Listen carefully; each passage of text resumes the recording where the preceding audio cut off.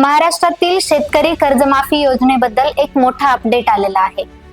आज आपण या योजनेच्या ताज्या घडामोडी काय आहेत आणि शेतकऱ्यांसाठी सगळ्यात महत्त्वाचं काम काय आहे हे एकदम सोप्या भाषेत समजून घेणार आहोत। नमस्कार, मी स्मिता कुलकर्णी युवाराज्य न्यूज लाईव्ह मध्ये तुम्हा सर्वांचं मनपूर्वक स्वागत करते। चला तर मग थेट मुद्द्यावर येऊया। सध्या सगळ्यात महत्त्वाची गोष्ट काय घडते तर कर्जमाफी योजनेसाठी शेतकऱ्यांकडून माहिती गोळा करण्याची मोठी मोहीम सुरू झाली आहे आणि ती खूप वेगाने पुढे जात आहे। तर या विश्लेषणाच्या पहिल्या भागात आपण बघूया की या योजनेबद्दल सर्वात नवीन अपडेट नक्की आहे तरी काय। शेतकऱ्यांसाठी ही एक अत्यंत तातडीची सूचना आहे। ज्यांनी कर्ज घेतलेले आहे त्यांनी आपली माहिती ताबडतोबपणे स्थानिक सहकारी सोसायटीमध्ये जमा करायचे आहे। लक्षात ठेवा, ही माहिती योग्य वेळेवर देणे योजनेत आपलं नाव येण्यासाठी अत्यंत महत्त्वाचं आहे। आता आपण वळूयात दुसऱ्या भागाकडे, म्हणजे ही माहिती गोळा करण्याची प्रक्रिया इतक्या अचानकपणे का सुरू झाली, याच्या मागे नक्की काय कारण आहे ते समजून घेऊया। दिनांक 30 ऑक्टोबर 2025 ला राज्य सरकारने कर्जबाजारी शेतकऱ्यांना मदत करण्यासाठी एक समिती नेमली होती आणि मग दिनांक 20 जानेवारी 2026 ला सहकार आयुक्तांनी शेतकऱ्यांची माहिती गोळा करण्यासाठी आदेश दिला। म्हणजेच आज जे काही धावपळ सुरू आहे ती याच निर्णयाचा थेट परिणाम आहे। मग यात नक्की कोणाकोणाचा समावेश असेल? या योजनेचं उद्दिष्ट आहे की सहकारी बँकांकडून कर्ज देणाऱ्या प्रत्येक शेतकऱ्यांची माहिती गोळा करणे।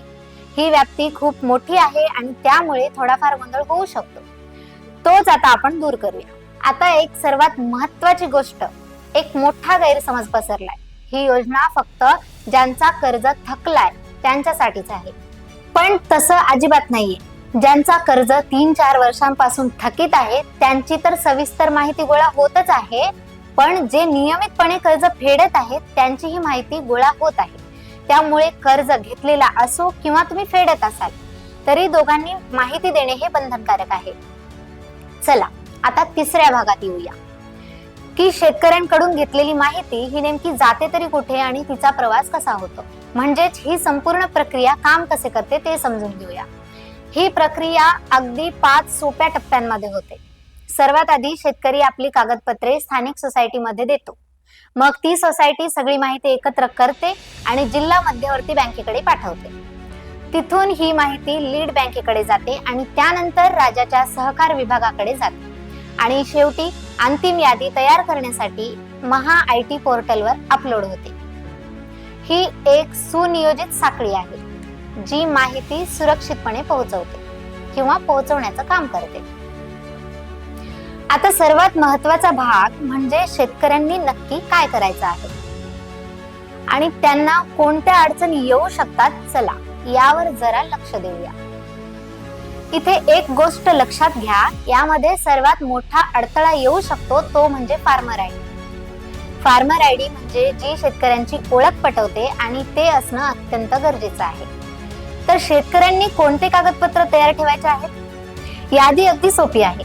फार्मर आयडी, आधार क्रमांक, आधारशी लिंक असलेल्या बचत खात्याची माहिती, बँक खात्याची एक प्रत आणि पूर्ण केलेली ई-पीक पाहणी म्हणजेच पिकाची डिजिटल नोंदणी, हे सगळे कागदपत्र सोसायटीमध्ये जमा करणे अनिवार्य आहे। आता आपण एकदम शेवटच्या टप्प्यात आलो आहोत। यानंतर नक्की काय होणार आहे आणि यासाठी शेवटची तारीख काय आहे हे पाहूया। 4 एप्रिल ही तारीख लक्षात ठेवा। महा-IT पोर्टलवरची माहिती जमा होईल, त्याची तपासणी होईल आणि एप्रिलच्या पहिल्या आठवड्यापर्यंत पात्र शेतकऱ्यांची अंतिम यादी जाहीर केली जाईल।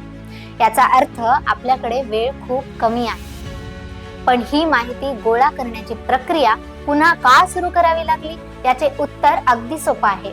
असं सांगण्यात आलं आहे की वारंवार आवाहन करूनही अनेक शेतकऱ्यांची माहिती अजूनपर्यंत आलेली नाही आणि म्हणूनच ही मोहीम पुन्हा सुरू करण्यात आली आहे। यावरूनच या प्रक्रियेची गंभीरता आपल्याला लक्षात येते। या सर्व प्रक्रियेनंतर एक मोठा प्रश्न उरतोच, तो काय?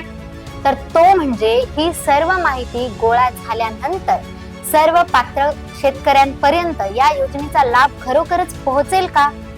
या योजनेचा अंतिम स्वरूप काय राहील आणि ते कसे लागू केले जाईल हे पाहणं अत्यंत महत्त्वाचं ठरणार आहे. याबद्दल तुम्हाला नक्की काय वाटतं हे आम्हाला कमेंट करून कळवा.